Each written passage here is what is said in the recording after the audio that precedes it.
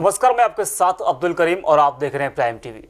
देश के पहले प्रधानमंत्री पंडित जवाहरलाल नेहरू की आज 56वीं पुण्यतिथि है। 27 मई 1964 को जवाहरलाल नेहरू का निधन हो गया था। पुण्यतिथि के अवसर पर प्रधानमंत्री नरेंद्र मोदी, कांग्रेस नेता राहुल गांधी समेत देश के अन्य बड़े नेताओं ने पूर्व प्रधानमंत्री को श्रद्धांजलि दी। प्रधानमंत्री नरेंद्र मोदी ने ट्विटर पर लिखा, पुण्यतिथि पर देश के पहले प्रधानमंत्री जवाहरलाल नेहरू को श्रद्धांजलि। वहीं राहुल गांधी की ओर से ट्वीट कर लिखा गया कि पंडित जवाहरलाल नेहरू जी एक बहादुर स्वतंत्रता सेनानी, आधुनिक भारत के निर्माता और हमारे पहले प्रधानमंत्री थे। उन्होंने देश को ऐसे बड़े संस्थान दिए जो वक्त पर हमारे काम आ सके। उनकी पुण्यतिथि पर मैं देश के महान बेटे को नमन करता हूं। राष्ट्रीय राजधानी की लाइफलाइन माने जाने वाली दिल्ली मेट्रो यात्रियों के स्वागत के लिए तैयार है। लॉकडाउन के कारण करीब 2 महीनों से बंद रही मेट्रो सेवा जल्द शुरू हो सकती है। इसके लिए जरूरी तैयारियां पूरी हो चुकी है। इससे पहले मेट्रो के स्टेशन पर एंट्री, बोगी और स्टेशन आम यात्रियों के लिए जरूरी सुरक्षात्मक उपाय किए जा चुके हैं। जानकारी मिली है कि सोशल डिस्टेंसिंग से संबंधित स्टिकर्स ट्रेन की कोच में सीटों के बीच निश्चित अंतराल में चिपकाए गए हैं। इसके अलावा प्लेटफॉर्म क्षेत्रों के पास यात्रियों के प्रवेश करने से ठीक पहले एफसी गेट और सिक्योरिटी चेकिंग गेट के बाद नियमित अंतराल पर रेड लाइन बनाया गया है। देश में कोरोना मरीजों का आंकड़ा 1,51,000 को पार कर गया है। स्वास्थ्य मंत्रालय की ओर से बुधवार सुबह जारी अपडेट के मुताबिक अब देश में कुल मरीजों की संख्या 1,51,767 है, जिसमें से 4,337 लोगों की मौत हो चुकी है। वहीं 64,000 से अधिक लोग ठीक हो चुके हैं। देश में कोरोना की रफ्तार बढ़ती जा रही है। पिछले 24 घंटे में कोरोना के 6,387 नए मामले सामने आए और 170 लोगों की मौत हो चुकी है। अभी देश में 83,000 से अधिक एक्टिव केस हैं। महाराष्ट्र में कुल संक्रमितों का आंकड़ा 54,758 हो गया है, जिसमें 1,792 की मौत हो चुकी है। महाराष्ट्र में कोरोना वायरस ने कहर बरपा रखा है। कोरोना संकट के बीच महाराष्ट्र में सरकार को लेकर लगातार हलचल है। इसी हलचल के बीच कांग्रेस के पूर्व अध्यक्ष राहुल गांधी का बड़ा बयान सामने आया है। उन्होंने कहा कि महाराष्ट्र में हम सरकार में शामिल जरूर हैं, लेकिन फैसले में हमारी प्रमुख भागीदारी नहीं है।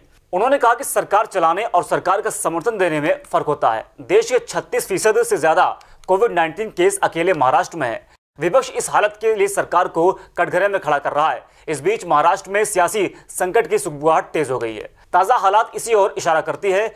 मंगलवार को एक और जहां एनसीपी चीफ शरद पवार ने उद्धव ठाकरे से मुलाकात की, वहीं कांग्रेस की ओर से राहुल गांधी के बयान से मामला और तूल पकड़ता जा रहा है। लॉकडाउन की वजह से अन्य प्रदेशों से यूपी लौटे प्रवासी श्रमिकों व कामगारों के लिए उत्तर प्रदेश की योगी सरकार एक और तोहफा देने जा रही है। अपने गांव लौट रहे आवासहीन प्रवासी कामगारों को आवास प्लस योजना के तहत प्राथमिकता के तौर पर घर उपलब्ध करवाया जाएगा। हालांकि प्रतिमाह की जगह अब प्रवासी कामगारों और श्रमिकों को एक बार ही 1,000 रुपए की सहायता दी जाएगी। मुख्यमंत्री योगी आदित्यनाथ ने यूपी लौट रहे आवासहीन कामगारों के लिए आवास प्लस योजना के तहत घर मुहैया कराने के निर्देश दिए हैं। ये योजना ग्रामीण क्षेत्र के प्रवासी कामगारों के लिए होगी। इसके तहत गांवों में पंजीकरण भी शुरू हो गया है। बता दें कि अब तक अलग अलग राज्यों से प्रदेश में करीब 25 लाख से ज्यादा प्रवासी कामगार यूपी लौटे हैं। तो प्रवासी कामगारों को योगी सरकार एक और तोहफा देने जा रही है।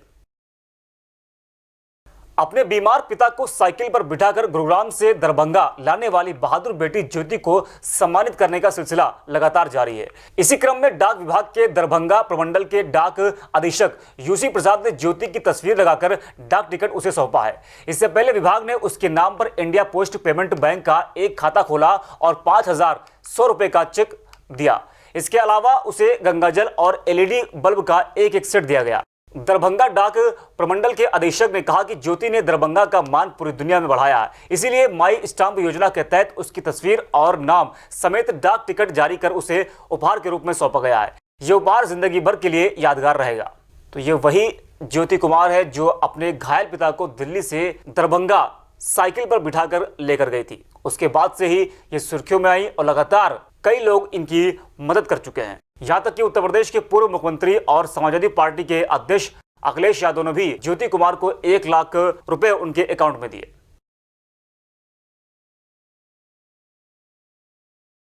कोरोना वायरस संकट के कारण दुनिया भर में आलोचना का शिकार हो रहा चीन एक बार फिर हर किसी के निशाने पर है। हांगकांग पर अपना प्रभुत्व जताने वाला चीन एक नया कानून लाया, जिसे राष्ट्रीय सुरक्षा कानून का नाम दिया गया। इस कानून का हांगकांग में बड़े स्तर पर विरोध हो रहा है। और अब अमेरिकी राष्ट्रपति डोनाल्ड ट्रंप ने भी इसको लेकर बयान दिया है। अमेरिकी राष्ट्रपति ट्रंप ने बीते दिन व्हाइट हाउस में प्रेस कॉन्फ्रेंस में कहा, हांगकांग में जो चीन कर रहा है वो ठीक नहीं है, हम जल्द ही इस पर कोई फैसला लेंगे। डोनाल्ड ट्रंप ने कहा कि आप इसके बारे में जल्दी सुनेंगे, शायद इसी हफ्ते सुनेंगे, और हम बहुत पावरफुल जवाब देंगे। अमेरिका में कोरोना वायरस के कारण हुई मौतों का आंकड़ा तेजी से 1 लाख की ओर बढ़ रहा है।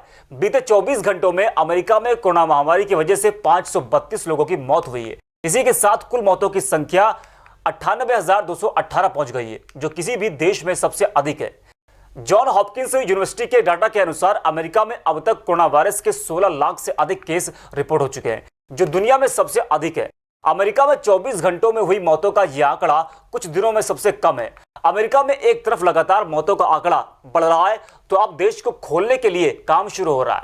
राष्ट्रपति डोनाल्ड ट्रंप की ओर से सभी राज्यों को कहा गया है कि वो अपने यहां छूट देना शुरू करें और बाजार, चर्च, स्कूल सब खोलना शुरू कर दें।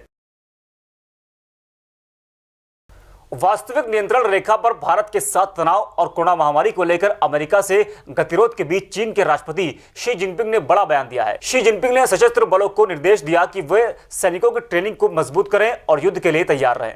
चीन की सरकारी मीडिया ने शी जिनपिंग के हवाले से कहा कि राष्ट्रीय संप्रभुता की पूरी तरह से रक्षा और देश की समग्र सामरिक स्थिरता की रक्षा करने के लिए सैनिकों के प्रशिक्षण को व्यापक रूप से मजबूत करना और युद्ध के लिए तैयार करना महत्वपूर्ण है।